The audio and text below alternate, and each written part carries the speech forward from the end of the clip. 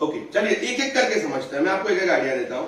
पहले नॉलेज को डिफाइन करते हैं, एक एक सेंटेंस बताइए, what is knowledge according to you. Easy है यार। सबसे पहली चीज, knowledge is about the subject knowledge. आप अगर कंप्यूटर का लेक्चर में हो और आप कंप्यूटर के कमांड जानते हो, आप एक्सेल वर्ड वगैरह जानते हो, तो दैट इज नॉलेज।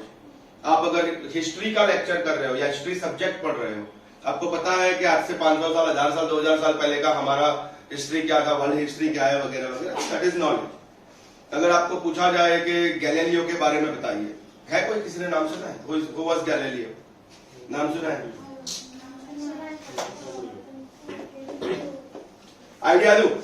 टिक टिक टिक टिक टिक।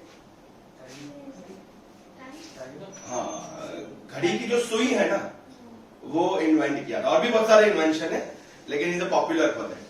तो ये तो 14वीं सेंचुरी के आसपास का बात है। उसी टाइम पे एक और बड़ा इन्वेंशन मुझे याद आ रहा है, वो प्रिंट, कपड़े के ऊपर का प्रिंट। पहले लोग सिर्फ प्लेन पहनते थे, राजा वगैरह।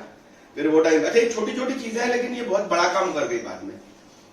एक वो स्टैंप इन्वेंट हुआ था, तो कपड़ा बनाने के बाद ऐसे ऐसे ऐसे लगाते जाओ, तो आपका प्रिंट वाला डिजाइनिंग बोलते हैं ना, कपड़ा बन जाएगा। व्हील लगता है कितना नॉर्मल, लेकिन दुनिया की सबसे बड़ी खोजों में से एक खोज है व्हील को खोजना।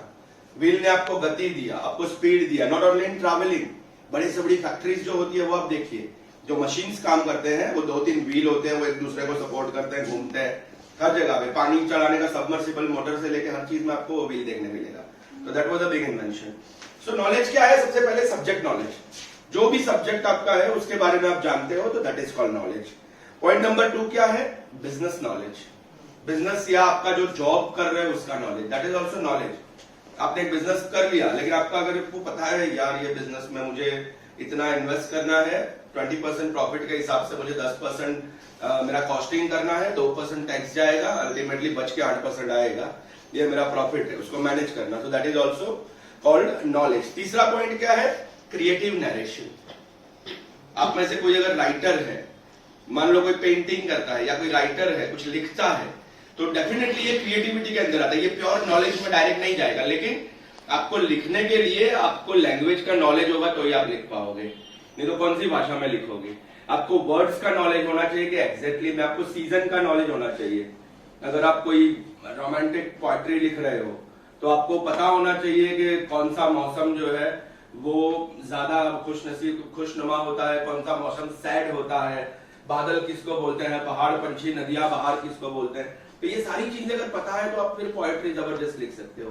तो इट रिक्वायर्ड क्या क्या 3 वर्ड हमने बोले, कोई बताएगा? Subject knowledge, business knowledge, creative narration, और चौथा बोल रहा हूं सबसे important, knowledge about our self. बहुत बहुत ज्यादा इंपॉर्टेंट है। आपको दुनिया भर का नॉलेज है, आप खुद के बारे में नहीं जानते। आपको ये नहीं पता कि मैं कब खुश होता हूं, मुझे कब गुस्सा आता है, मैं कब इमोशनल हो जाता हूं, मेरे दोस्त कौन सच्चे हैं, कौन झूठे दोस्त हैं, मैं कौन सा माहौल मुझे अच्छा लगता है, कौन सा सीजन मेरी बॉडी पे सूट करता है, मैं कब बीमार हो जाता हूं। अगर ये सारी चीजें नहीं पता, तो भी हम बाकी चीजें जानने के बाद भी कहीं ना कहीं खुद को नुकसान पहुंचा रहे हैं। और हर तरीके से, ये तो मैंने आपको बाहरी वर्ड बोले, लेकिन सबसे बड़ा नॉलेज खुद के इमोशंस का होना जरूरी है।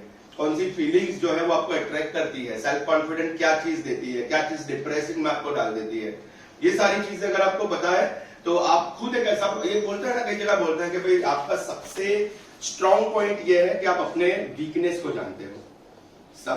कई बार हमारी अच्छाई तो आपको लोग बोल भी देते हैं, जो हमारे आसपास के लोग होते हैं वो भी कम्युनिकेशन सीख के आते हैं ना कहीं से।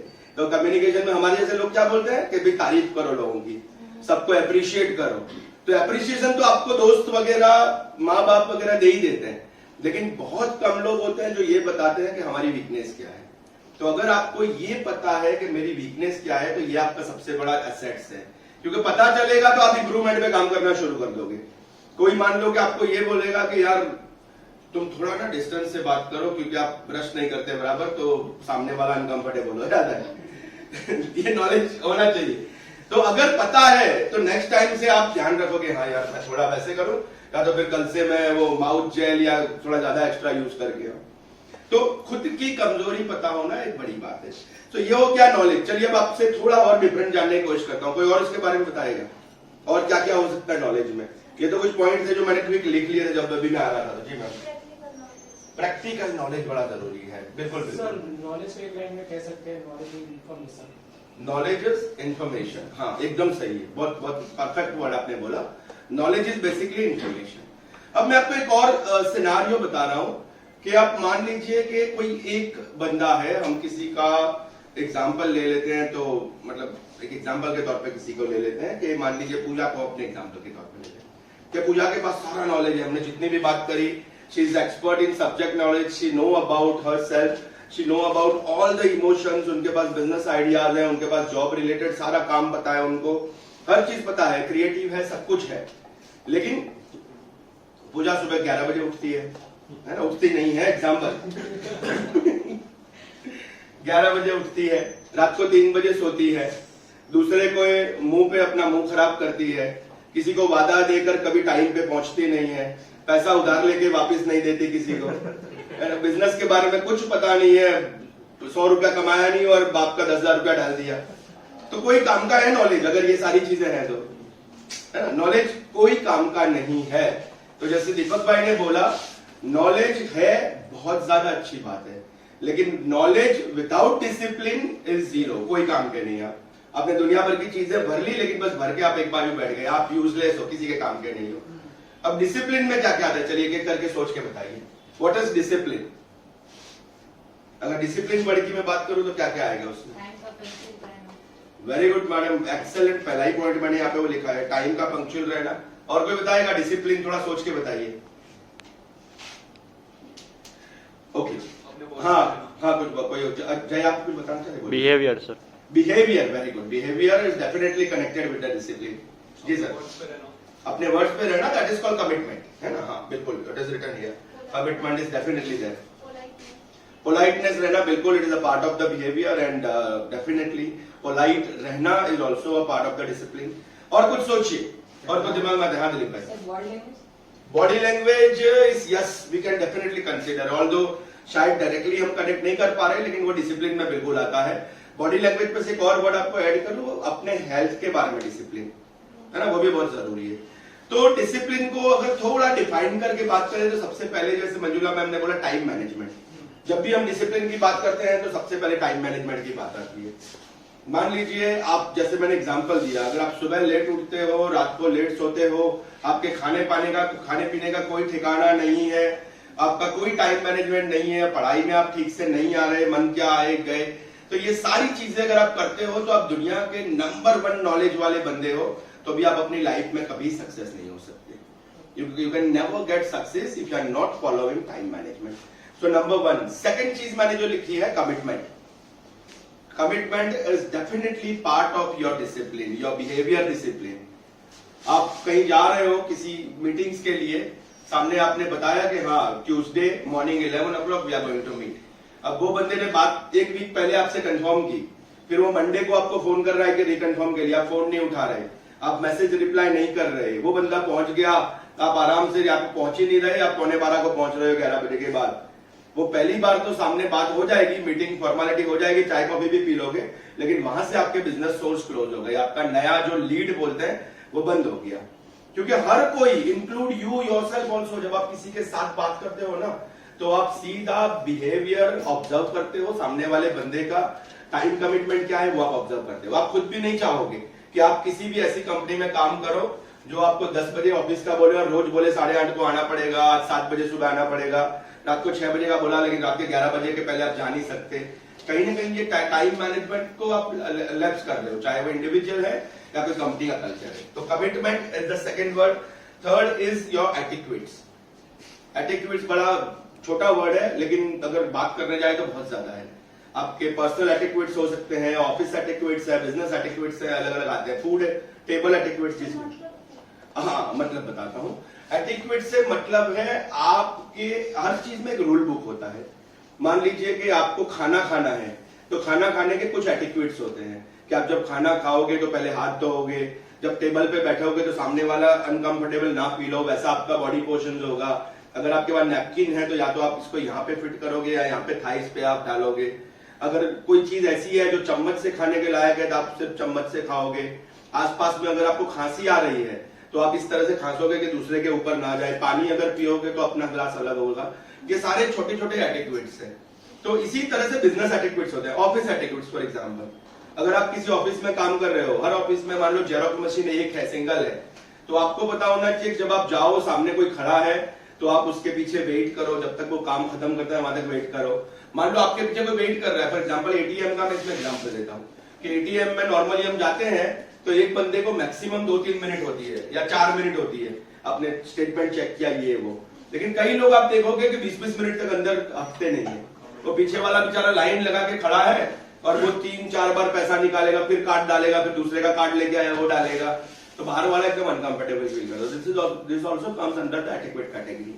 तो ऑफिस के बहुत सारे एटिक्वेट्स होते हैं कि जब किसी का फोन आता है तो फोन पे आप क्या रिप्लाई करोगे। एक एग्जांपल दो तो मान लो आपके बाजू में आपकी कलीग बैठी है दूसरी, उसका नाम है फॉर एग्जांपल अपेक्षा।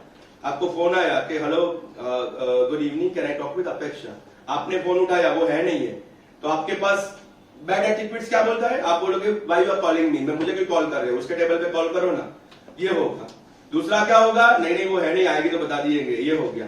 तीसरा क्या होता है, hello good evening sir, I am extremely sorry, she is not at this time, she is not present at a table, would you like to give message to her. ये आप बोलोगे, message लिख लोगे, जब वो आएगी आप उसको मैसेज भेजोगे। तो ये हो गया ऑफिस एटिक्वेट्स। तो ये सारे एटिक्वेट्स जो है वो डिसिप्लिन के अंदर में आते हैं। ड्रेसिंग हमने बात किया, dressing also definitely come under discipline. कौन से ओकेजन पे क्या ड्रेस करना, फॉर्मल किसको बोलते हैं, कैसे दूसरों के बोलते हैं ना बैड अट्रैक्शन से बचना, ये सारी चीजें जो है वो डिसिप्लिन में आती है, वर्क एटिक्वेट्स। और लास्ट जो मैं बोलूंगा वो है हेल्थ डिसिप्लिन, हेल्थ एटिक्वेट्स। कितना खाना, क्या खाना, एक्सरसाइज कब करना, मेडिटेशन कब करना, ज्यादा से ज्यादा मेडिसिन रिड्यूस कैसे करना, ये सारी चीजें जो है वो हेल्थ एटिक्वेट्स में आती है। This is also part of health discipline जिसको हम कहेंगे। सो आई थिंक दैट हमने अच्छे से उसको एक्सप्लेन किया। अभी फिर से कंक्लूड करते हैं। अकॉर्डिंग टू यू 2-3 लोगों से पूछता हूं कि आप एक एक सेंटेंस बताइए। मैडम आप नॉलेज के बारे में बता दीजिए एक सेंटेंस में, व्हाट यू अंडरस्टूड, क्या समझ में आया जी। नॉलेज लेना जरूरी है, ठीक है भाई। जेड डिसिप्लिन, डिसिप्लिन अगर नॉलेज कम होगा, डिसिप्लिन होनी चाहिए। नॉलेज कम होगा तो चलेगा, पर डिसिप्लिन नहीं होगी तो चलिए ठीक है। मैं एक सेंटेंस बोल के कंक्लूड करता हूं यहाँ पे इस टॉपिक को। डिसिप्लिन इज इंपॉर्टेंट, डेफिनेटली बार बार बोल रहा हूं, बट कभी भी ये मत समझिए कि नॉलेज कुछ काम का नहीं है। आइडियल सिचुएशन क्या है, आपके पास नॉलेज भी होना चाहिए और डिसिप्लिन भी होना चाहिए। मैं वो हमेशा पूछता हूं ना कि what is difference between talent and skill. तो टैलेंट जो हम पैदाइश लेके आते हैं, स्किल जो हम सीखते हैं। लेकिन मान लो आपके पास टैलेंट भी है, स्किल भी है, तो क्या होता है, एग्जांपल देता हूं, लता मंगेशकर। टैलेंट क्या है, खूबसूरत आवाज है। स्किल क्या है, राग सीखा। She has become you know the great Sachin Tendulkar. Talent था लेकिन सीखा अपने गुरु से, क्या नाम था, किसी को याद है, रमाकांत अचरेकर, है ना, उनसे सीखा। सो नॉलेज और डिसिप्लिन दोनों जो है वो इक्वली हमें हमारे पास होने चाहिए और उसको हमें हासिल करना चाहिए। So this was